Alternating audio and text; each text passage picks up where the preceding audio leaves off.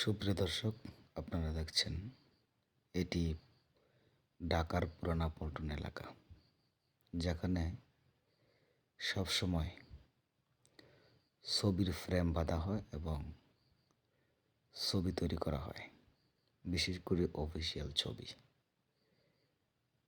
এই দোকানগুলিতে 5ই আগস্টের আগে তৎকালীন প্রধানমন্ত্রী শেখ হাসিনা, বঙ্গবন্ধু জয় সহ আওয়ামী লীগের নেতাদের অফিসিয়াল ছবি, পোস্টার এবং এই ফ্রেম সহ ছবিতে ভরপুর ছিল।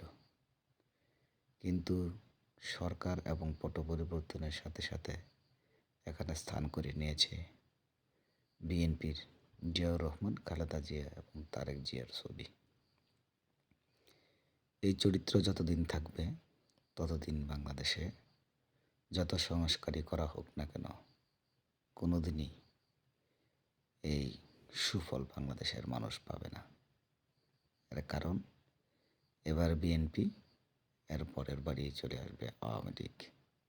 ধন্যবাদ সবাইকে।